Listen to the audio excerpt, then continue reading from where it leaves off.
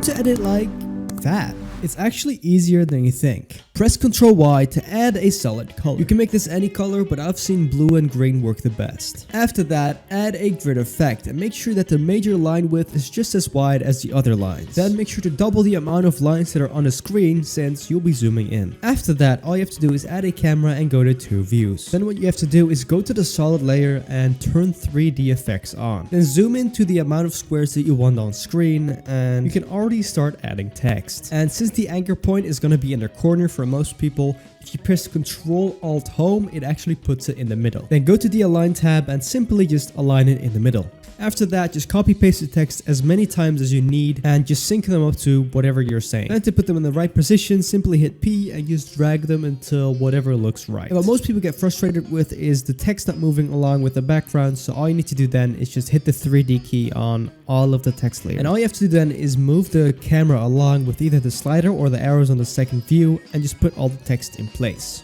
The next step is to add a null object because we're going to hook the camera to that null object since it'll be much easier to control that way. Grab the pick whip and drag it over the null object. Now let's animate this bad boy. As of right now, you've basically set the final position of the animation, so go to the null object and hit the position key. Then go all the way to the starting frame and drag it to the beginning frame that you want it to be. And it should automatically put a keyframe on the beginning, but if you don't have your cursor there, it's just going to overlap the keyframe, so make sure you have that. Select both of your keyframes and hit F9. Then go to your graph editor, and if you see that it doesn't work, hit the XYZ icon, and if it still doesn't work, then hit this key on both of the keyframes. Then simply create a sharp S form, which will just make the animation look a lot smoother. Let's animate the final word. Select the word and drag it forward on the second view.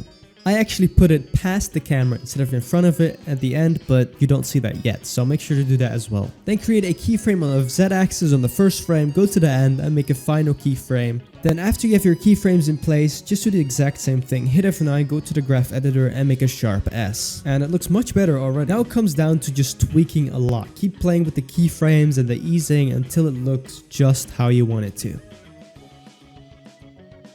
Next, add an adjustment layer and add an optics composition effect. The first thing you see when you're going to play with the slider is that it's going to look very weird. So all you want to press is inverse lens distortion. Now adjust this to your liking, but I personally would not do too much. Now once you've done that, add a simple vignette and just don't touch it. I mean, you can if you want, but I don't really change anything. Then add a grain effect and keep changing it until it looks just about right. All you have to do then is add a simple glow effect, which you shouldn't go too hard on, and you're done. I've used a 3D camera in pretty much all of my work, and it's upgraded my quality by so much. So in my professional opinion, you should save this video.